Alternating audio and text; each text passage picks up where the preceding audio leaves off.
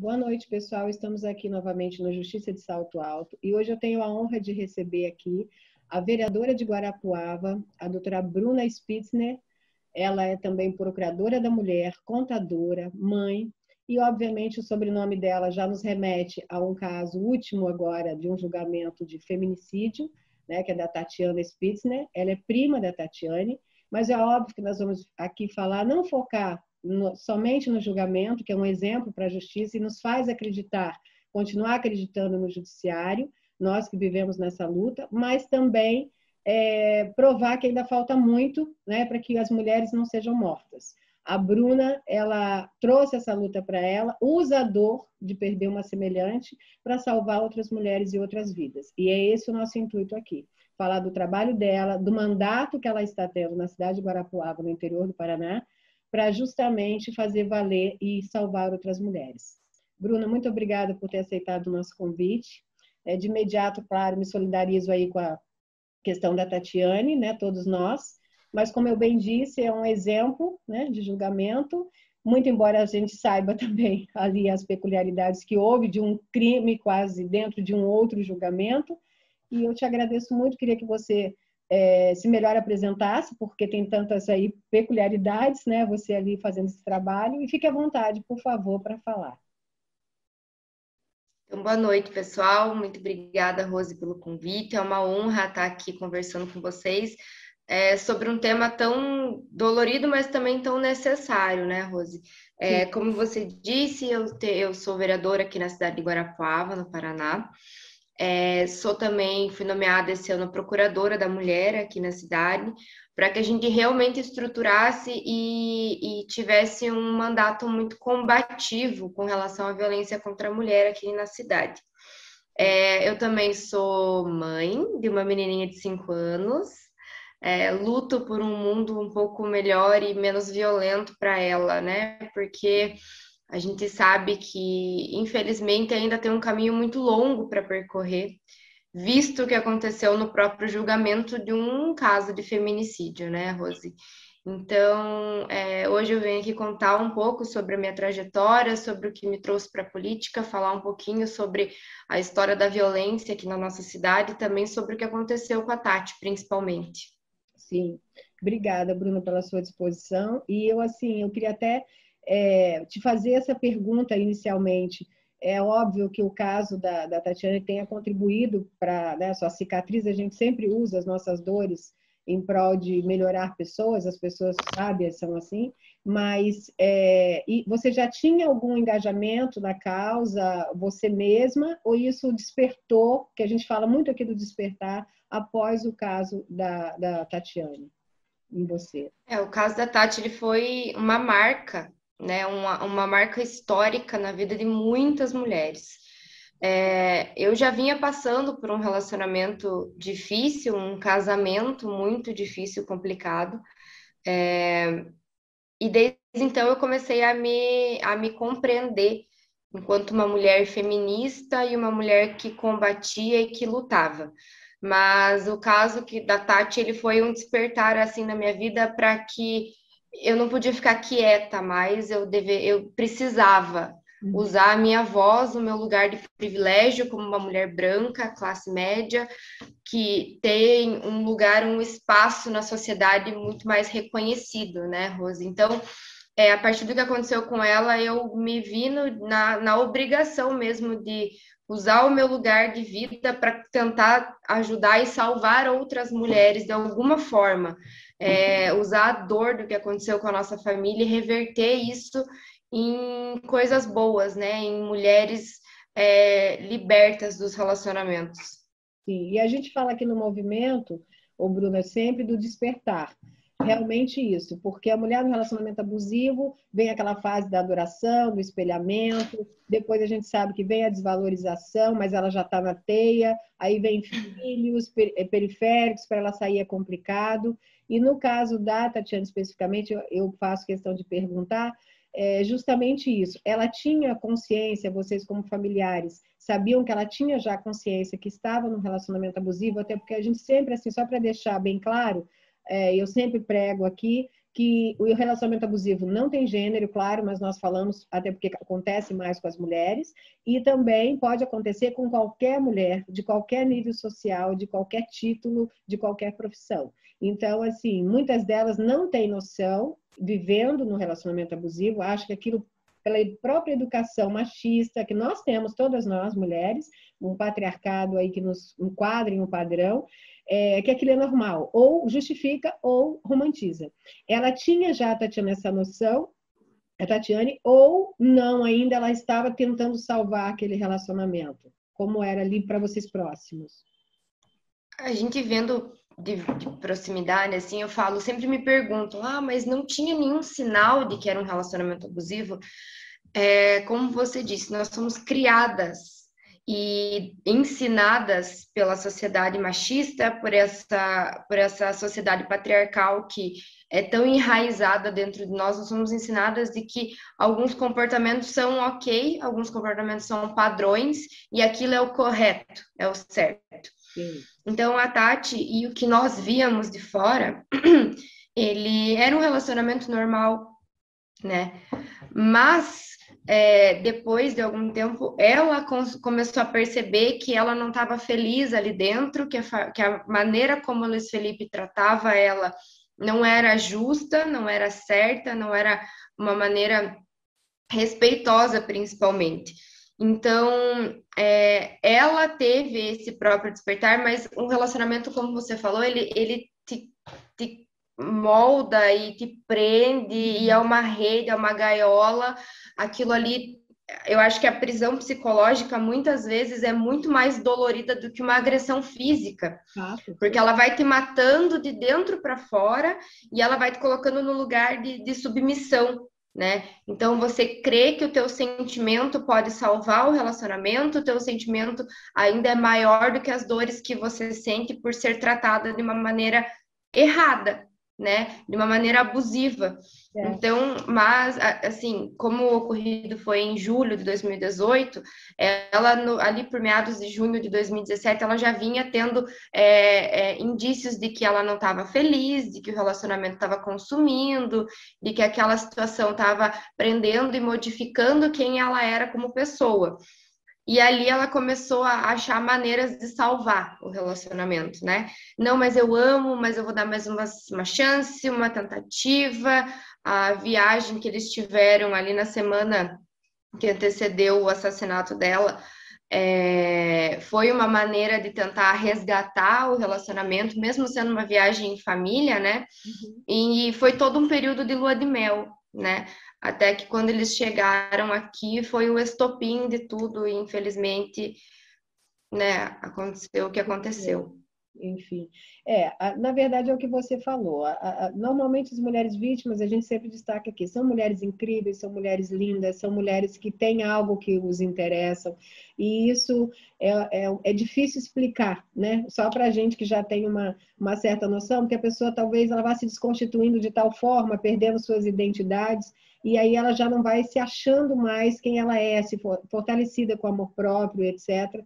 E é importante você dizer a questão justamente da criação, da justificativa para ela ficar, porque a mulher traz isso para ela por educação, por esse patriarcado. Eu tenho que salvar esse casamento, eu sou a culpada, eu tenho que fazer tudo certo, né? E ela acha que ela pode fazer isso. E nós temos aí questões que já mostram estatísticas, né, que não é por aí, a chance tem que ser para ela, né? E aqui a gente sempre fala justamente disso, a vítima, o despertar quanto mais cedo, melhor. Porque não é como você falou, nem sempre há uma violência física. Às vezes a violência psicológica é tão grande, já vai para um feminicídio, uma tentativa de feminicídio. Ela nem sempre é gradativa, como as pessoas acham que ela é. As pessoas acham que existe um passo a passo para o relacionamento abusivo, né? E não é assim. Muitas vezes ele já sai da prisão psicológica diretamente para o ato da morte. Exato. Às vezes é fatal. Então, assim, eu sempre falo para as vítimas que me buscam que em minutos e segundos ele pode matar, porque elas alegam que ele não é ruim o tempo todo. E nem o abusador é ruim o tempo todo. Né? Pelo contrário, ele se demonstra ser quase perfeito. para a sociedade. Existe o ciclo da lua de mel, né? Exatamente, é o ciclo da lua de mel, depois vem uma tensão, aí uma agressão, depois retoma e fica aquele círculo todo. O que a gente destaca aqui também, eu gostaria, Bruna, é que em redes sociais, que a gente sempre coloca aqui de forma didática, é um palco para se vender essa felicidade inventada, né? Que normalmente esses abusadores precisam, que eles são perfeitos, que são maridos perfeitos, num casamento perfeito, uma família perfeita.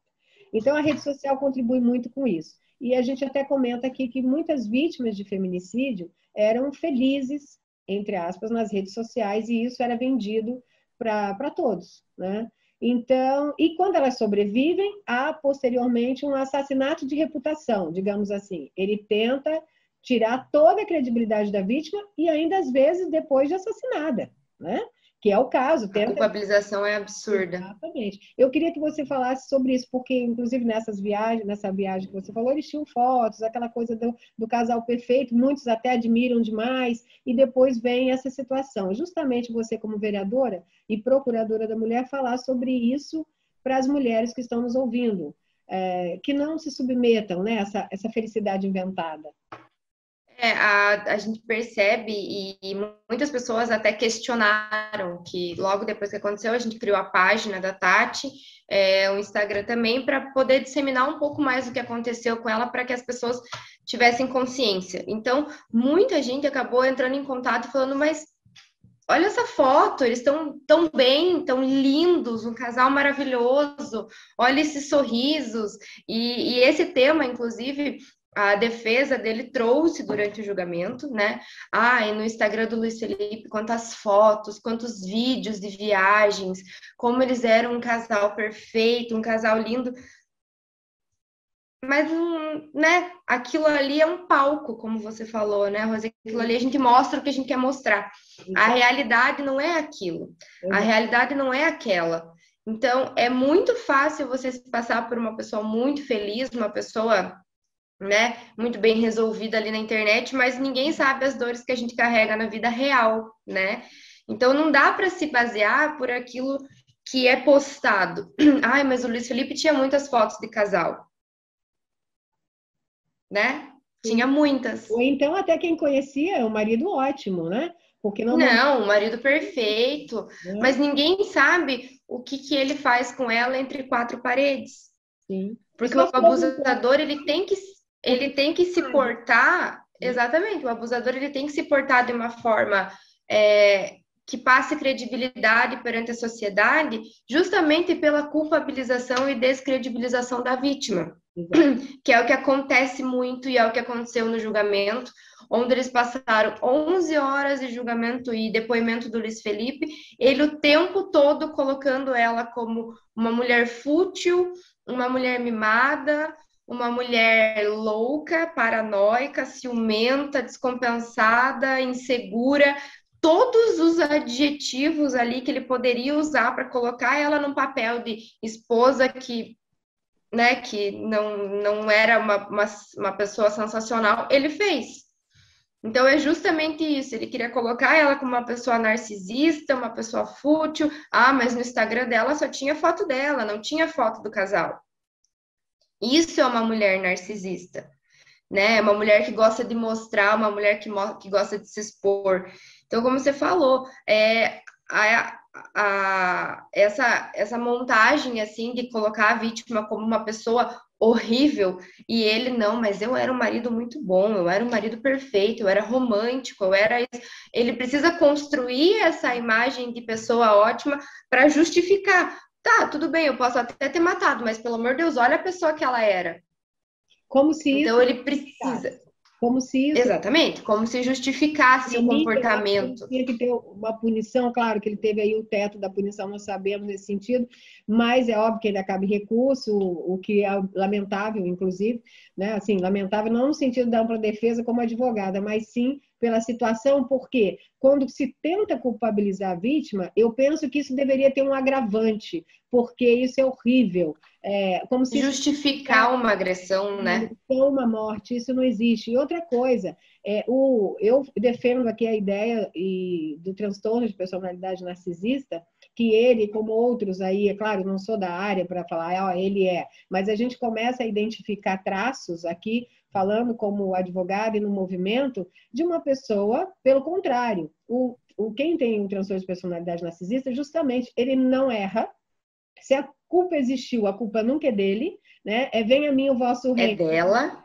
a minha vontade, e aquela situação de ele nunca errar no sentido dele construir um castelo de cartas da forma como ele quer, ele é uma fraude ambulante, tudo dele é uma fraude. E eu acho Exatamente. que o judiciário ainda dá pouca visibilidade para esse tema, aliás, poucos psicólogos forenses, psiquiatras forenses e peritos forenses reconhecem o transtorno de personalidade narcisista como um agravante para violência doméstica e feminicídio. E eles são parecidos. Se você olhar o modus operandi, eles são felizes na internet, eles são acima de qualquer suspeita, o tema é de extrema relevância e não é relevado em consideração, a culpa é da vítima, aí eles tentam tirar toda a credibilidade da vítima, como se isso fosse justificar o crime que eles cometeram. Isso como violência doméstica. E quem iria imaginar, né?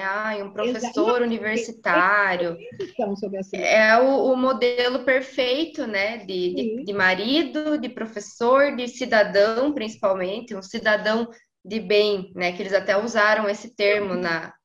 Exato. E esse cidadão de bem é horrível. E desculpe, eu sou paranaense, posso falar. Paranaense ainda é mais machista e patriarcal. Eu falo como paranaense, que eu estou te tirando disso, porque você não foi Infelizmente. a falar, mas eu falo porque para a gente encontrar pessoas que, até mulheres, tá? Nossa luta também é a praticar a sororidade, porque muitas mulheres julgam, porque ela é bonita, porque, entende? Aí vem aquele julgamento, então a mulher bonita não pode ser agredida, então ela tem que ser... Mas ela é uma advogada de sucesso, como que ela se submeteu a isso, né?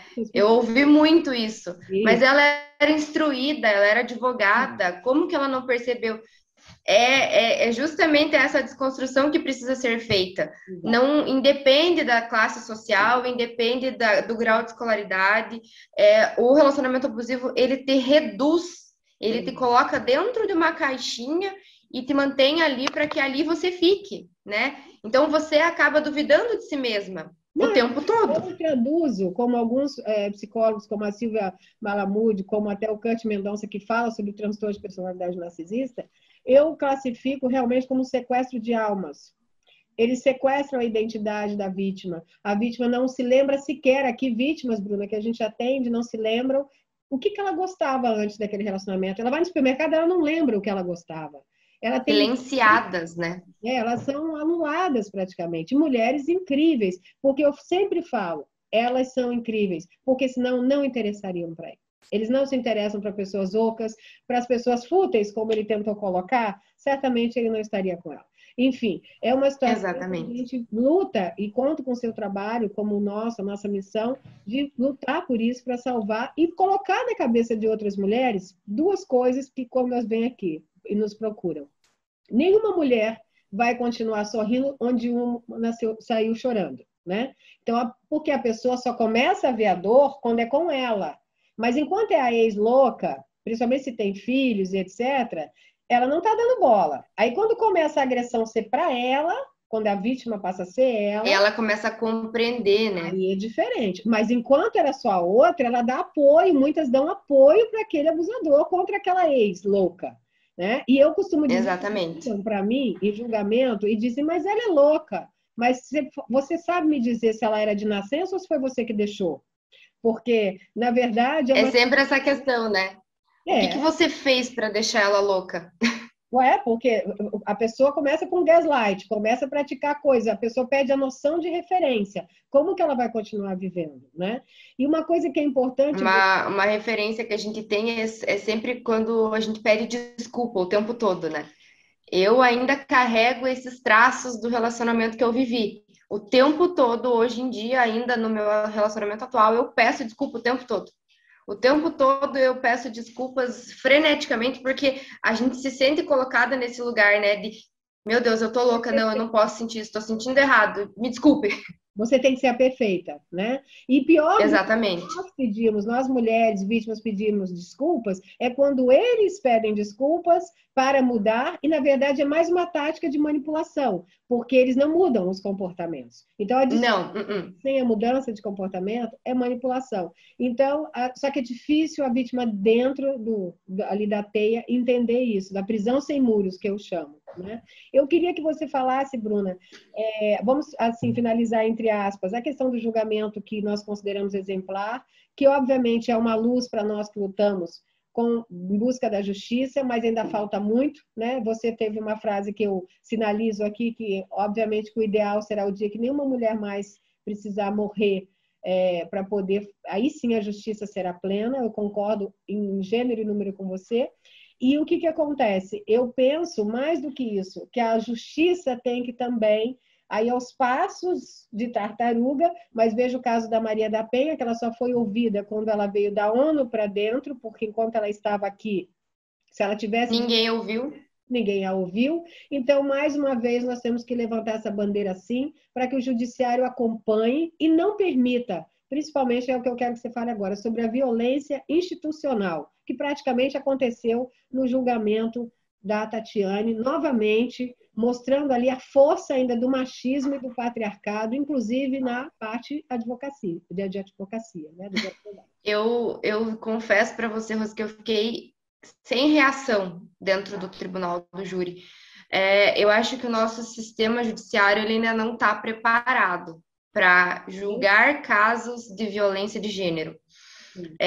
Eu sei que existem casos históricos, casos de referência, casos que marcam mesmo a história, como foi a Maria da Penha, e como eu acredito que tenha sido a Tati.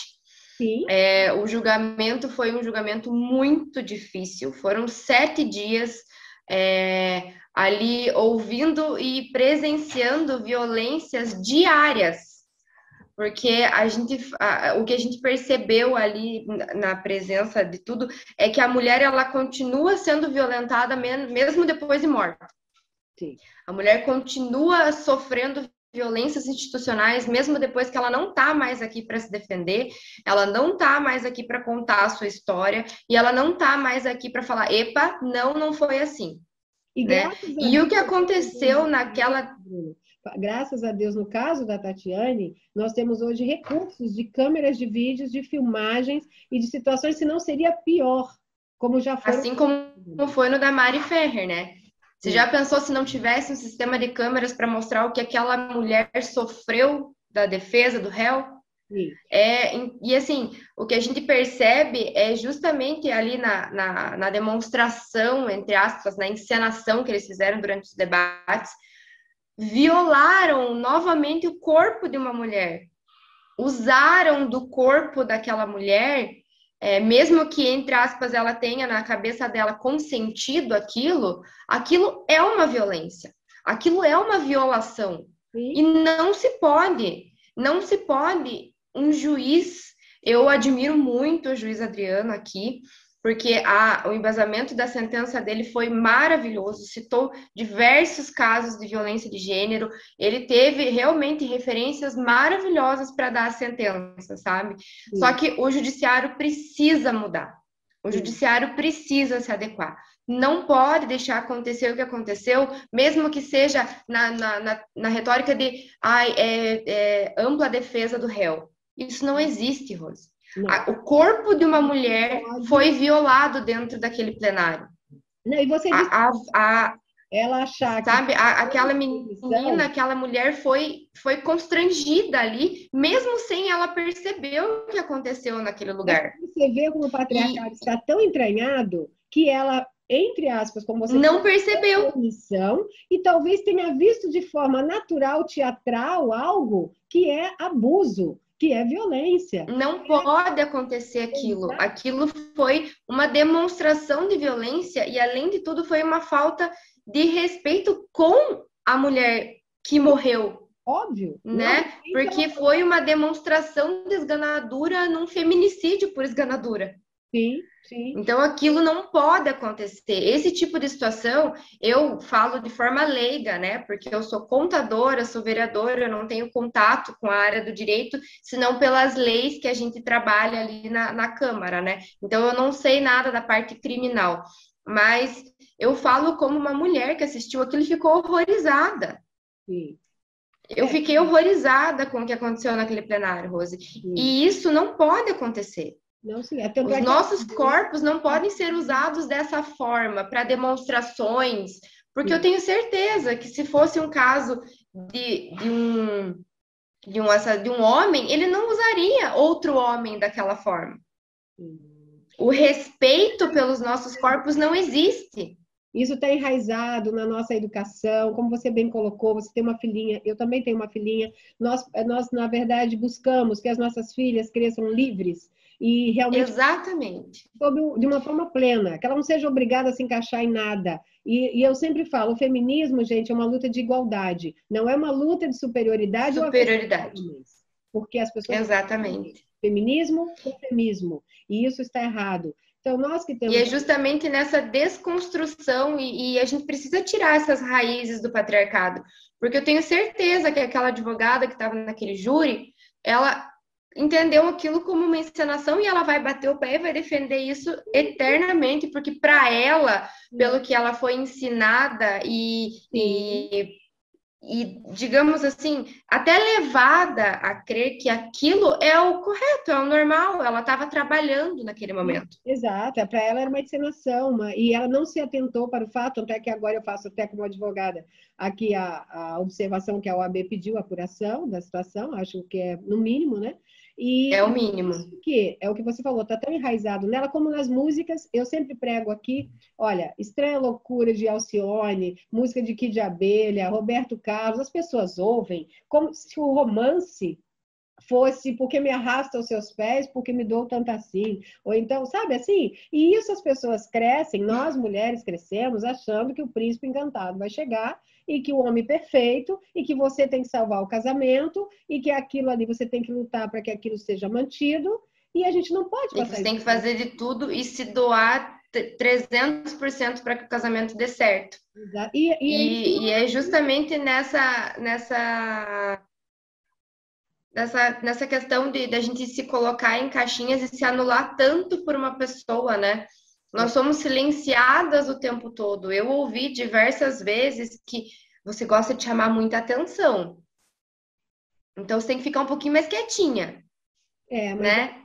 aí eu trago para você, Bruno, um projeto que até eu criei aqui, que é o assim, um conjunto com psicólogas e tal, falando sobre a desconstituição de princesas. Claro que as nossas filhas gostam de se vestir de princesas, mas elas são lindas porque são inteligentes, porque são ativas, porque são guerreiras, porque têm atitudes, e é isso que a gente tem que elogiar. Por exemplo, você pega a Pequena Sereia e fala assim, ó, a mulher calada é que é tudo. Você pega um conto Eu de, acho um absurdo. né? Aí vem Tanto que os clássicos nem entram aqui em casa. exatamente. Então, assim, eu desconstituo esses clássicos, tanto quanto você, e imagino você agora com mandato como vereadora, que pregue isso também, porque as pessoas repetem sem nenhuma noção de que ela está implantando na cabeça da criança como se ela fosse obrigada a se anular. Eu digo para minha A filha, ser perfeita, não, assim, né? Ela tem que ser um modelo ela perfeito. só queria dançar em um sapato novo, não precisava casar com Uma ninguém. mulher que fala baixo, né? Uma princesinha com modos.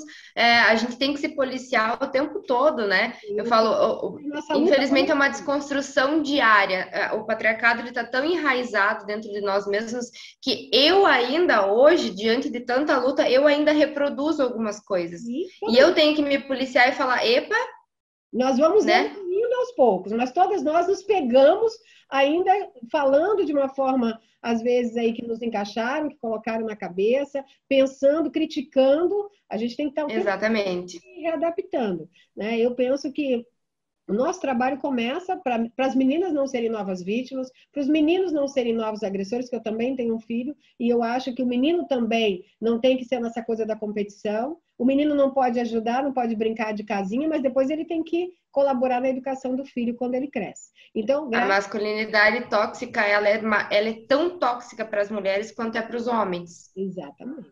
Só que não se percebe e o homem está sempre querendo, assim, eles tentam nos colocar de uma forma, como você falou, a mais quietinha, a mais padronizada. Se tiver condição financeira, então, eles querem te moldar. Mais ainda, acham que a violência só vai acontecer na comunidade, né? É triste isso, uma coisa que eu também quero falar com você como procuradora da mulher, no sentido de que, em cidades menores, por exemplo, se o agressor da mulher for um advogado, um engenheiro, um médico, um promotor, algo assim, Ninguém aquilo fala. abafar, claro que não pode arquivar, mas entre o poder e o não poder, a gente sabe que as coisas são abafadas e que a tendência dos julgadores, claro que nós temos promotores ótimos, juízes já antenados, voltados para a situação da mulher, mas ainda falta muito. E se cai em um que não é assim, ele já vai olhar, tipo, ele acha que o agressor está lá descumprindo medida protetiva só dentro da comunidade. Ele que é E advogado, não é, né? ele que é advogado, ele que é uma pessoa renomada naquela cidade, imagine, ele não vai ser assim. Essa mulher deve estar com ciúmes de uma outra, houve traição, é sempre a culpa da mulher.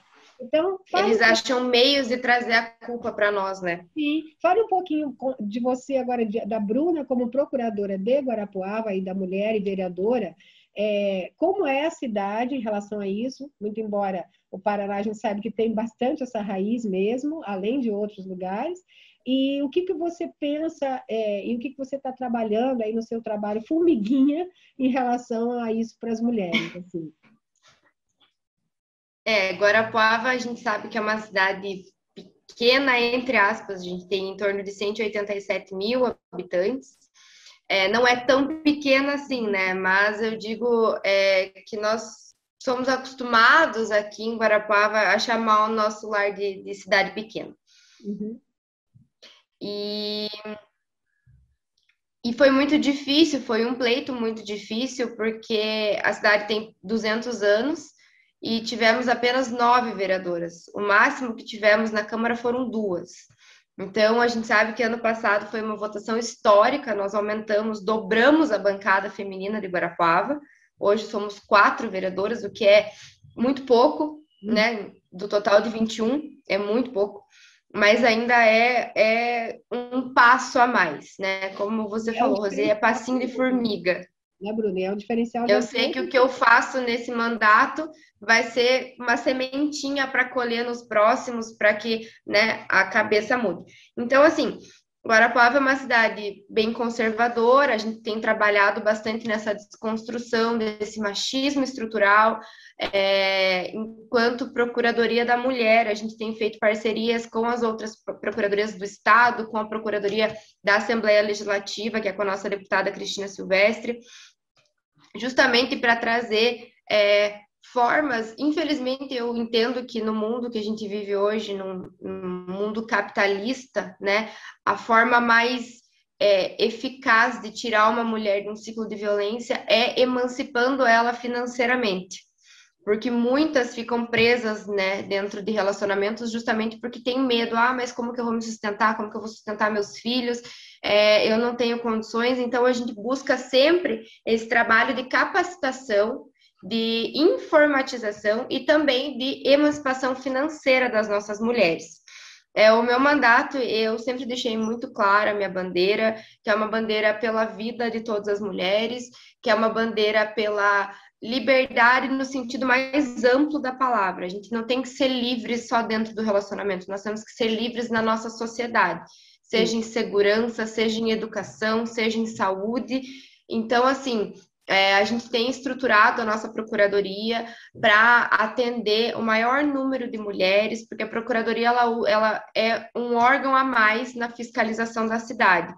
Inclusive, a gente está implementando agora aqui uma lei do assédio no âmbito da administração pública, seja no executivo ou no legislativo. A Procuradoria vai ter canais de atendimento a essas mulheres, de oficialização das denúncias e também de como a gente vai entrar digo punição, né? Mas não é bem esse termo, dos assediadores, de como a gente vai agir, quais as condutas que a gente vai adotar.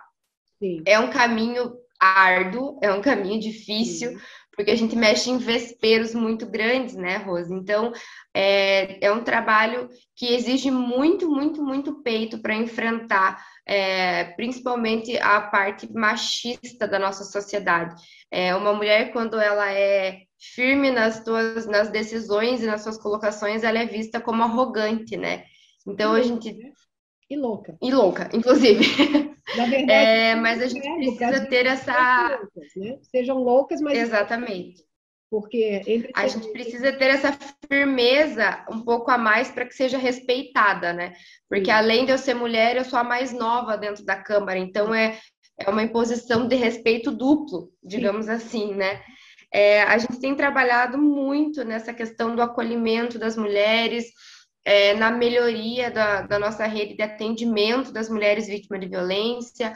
Hoje eu tenho certeza que a nossa cidade é uma referência no Paraná em relação ao combate mesmo.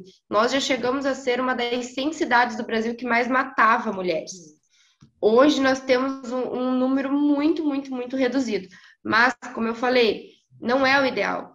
O claro. ideal é quando a gente chegar no tempo onde nenhuma mulher sofre assédio, sofre estupro, nenhuma mulher é morta, nenhuma mulher sofre violência. Seja de qual tipo, seja patrimonial, física, Sim, psicológica, sexual, né? A gente tem que nossa luta é justamente para que a gente chegue num mundo ideal ainda, meio utópico, mas que a gente não deixa de sonhar, né? é. Então, eu penso que se eu conseguir deixar nesse mandato essa sementinha e trabalhar nisso, para que eu saia daqui 4 anos e fale, ok, o meu trabalho vai ser continuado por alguém que eu tenho plena confiança e a gente vai seguir só melhorando as redes de enfrentamento aqui da cidade, da nossa região, principalmente. Sim. E, Bruno, é importante, você falou duas coisas aí. A gente também, nessas cidades um pouco mais conservadoras, a gente tem a religião, que às vezes também aprisiona um pouco mais. Muitas daqui nos procuram dizendo: ah, mas doutora, assim, se eu for falar, a mulher edifica a casa e etc. Aquelas frases que se usam, né, questões bíblicas, e que nós, é claro que nós não vamos aqui contra nenhuma religião, não é isso. Mas eu já, dentro da religião da pessoa, eu sempre digo: olha, um dos mandamentos é você amar ao próximo como a si mesmo. É impossível você amar uma nova pessoa se você não se ama mais o suficiente para poder amá-lo. Então, eu já acho que Deus não quer isso para você. Para que a pessoa também entenda Exatamente. e consiga ver de outra forma. Outra situação que você bem pontuou, a litigância abusiva, que muitas mulheres sem situação econômica ficam: como que eu vou sustentar meus filhos? Como que eu vou fazer isso? E aquelas que tentam, que são as loucas, que realmente saem do relacionamento, né? As ex-loucas, elas, na verdade, têm ainda a litigância abusiva, que se o cara tem uma situação financeira, ele distribui uma série de ações para tentar moeda de troca, massacrar, tirar a credibilidade daquela mulher, pegar os filhos, quando se tem filhos. Então, tem toda uma luta: a litigância abusiva, a violência institucional e ainda a ferramenta que é a única que nós temos, que é realmente a judiciária, que é fazer justiça, né? Eu, assim, me coloco à disposição. Eu gostaria de fazer assim horas, porque eu acho que a gente tem muito que falar, mas eu queria que você Tem. pensasse, assim, podemos marcar outras, porque eu acho isso importante para mim, para o meu movimento, para você que tem um mandato, e você sabe a diferença que o mandato faz, Com certeza. né? Nós temos uma missão, mas a missão não se compara a ter um mandato para pleitear o que a população aí, mesmo que seja a princípio da sua cidade, e você vai expandindo. Eu queria que você deixasse também os canais aí, além dos que a gente já conhece, o 180, os canais locais que você queira falar, alguma mensagem para, normalmente, as seguidoras da sua cidade, para que busquem ajuda, e deixem aí mais uma força, porque a mulher tem que se fortalecer, né? É aquilo que você falou, ela fortalecida no amor próprio dela, ela vai em frente, né? Então precisa dessa. Não, e é uma rede, né, Rose? É uma rede de apoio que a gente sabe que precisa, uma rede realmente de sororidade, né, para as nossas mulheres. É Sim, justamente parar com essa descredibilização da mulher e dos motivos que ela teve para conseguir aquela medida protetiva, principalmente, né? sim, Porque somos sempre colocadas ali em situações onde, ah, mas você tem certeza? Mas foi só um tapa, você acha que tem necessidade? Então, a gente precisa trabalhar nesse fortalecimento das nossas redes próximas. sim, Como você falou, Eu sempre deixo muito claro os canais de atendimento. Eu, inclusive, sou um canal junto à delegacia, sou um canal junto à Secretaria da Mulher, que tem aqui em Guarapuava nós temos o CRAM, que é o Centro de Referência de Atendimento à Mulher. É um centro que acolhe a mulher juridicamente, psicologicamente. Temos também um trabalho de assistência social para essas mulheres. Nós temos uma casa-abrigo, caso você esteja passando por uma situação de risco de vida, realmente, a gente acolhe essa mulher até que ela se sinta segura novamente. Os canais de praxe, né, o 190, caso você esteja ouvindo ali alguma situação, 180 também. Nós temos o aplicativo do boletim online, que facilita muito o processo, porque a gente sabe que durante essa pandemia, as mulheres presas com os seus agressores têm essa dificuldade, principalmente. Então, com um toque ali no celular, você já consegue registrar o teu boletim. Deixo à disposição as minhas redes sociais, só buscar por Bruna Spitzner, que já aparece. Tá. Eu sou uma pessoa que está sempre muito aberta a conversar, a discutir, a debater. Deixo o meu mandato à disposição, Rose, do Justiça de Salto Alto, para que a gente possa fazer uma parceria, que a gente consiga levar para mais lugares e conversar com mais mulheres e tentar ampliar essa nossa rede de enfrentamento, não só em questão de Estado, mas para o Brasil todo, né? Eu acho que é muito importante essa conectividade que a gente pode ter e levar essa informação para vários lugares onde a gente sabe que não tem a condição e o acesso, principalmente. Então, eu fico à disposição de todo mundo, quem quiser conversar, trocar uma ideia, mandar alguma ideia, inclusive para o mandato. Inclusive, meu mandato é um mandato coletivo, ele se chama Mandato por Elas, que é um trabalho que a gente vem desenvolvendo na cidade. Revolucionário por si só.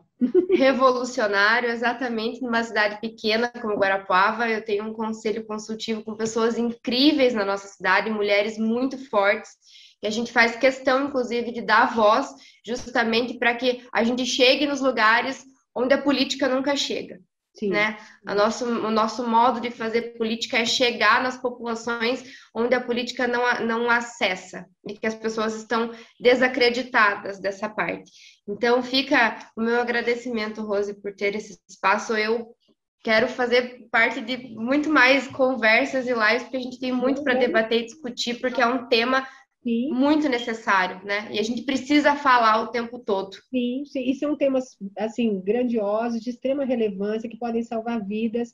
E eu, tanto quanto você, me coloco à disposição como advogada, como parte do movimento, para a cidade, o que eu puder agregar. Agora nós estamos ainda no virtual, se Deus quiser, vai passar essa pandemia para que a gente possa fazer se Deus quiser. De afinco presencial também. E eu penso que o caminho é esse, essa união, que juntas somos realmente mais fortes. Eu te agradeço muito a sua disposição, a sua luta, te parabenizo por tão jovem, já assim, ter sabido como é a tristeza, não só de perder uma ente querida, como também de ter, de alguma forma, vivido isso na sua vida e comprovar que as mulheres, quanto mais incríveis, elas são mais vítimas e elas saem disso extraordinárias. Eu sempre falo isso. A mulher consegue se salvar, e é essa a nossa luta, né? Salvar vidas aqui hoje, 10, amanhã 5, a gente já está feliz. Uma que seja em 20 minutos. Uma que seja, que se sinta tocada e saia, já faz o nosso dia, né? Exato. Então, eu também me coloco à disposição, fiquei muito feliz e muito agradecida. Gratidão me traduz para você e fica os meus parabéns, o meu orgulho. Eu também tenho gatinho, olha que linda. A minha é a Eu tenho 3 aqui, muito me admira eles só virem agora participar. A minha é a Anitta e Marie. E a sua? São aqui eu tenho uma constelação, um universo, é a Lua, o Vênus e a Estrela. Ah, que legal. Enfim, então, assim, um beijo para você, parabéns pela sua luta, continue aí invocando e dando voz a muitas mulheres, e eu sei que é mais difícil ainda por uma situação até da própria cultura, e parabéns para você, muito obrigada, e estou aqui à disposição, tá? Um beijo para você. Eu agradeço, Rose, um beijo para vocês, gratidão por esse momento, e a gente vai ter muita troca ainda. Se Deus quiser, vamos lá, querido, um beijo para você e para todos do Paraná. Beijo.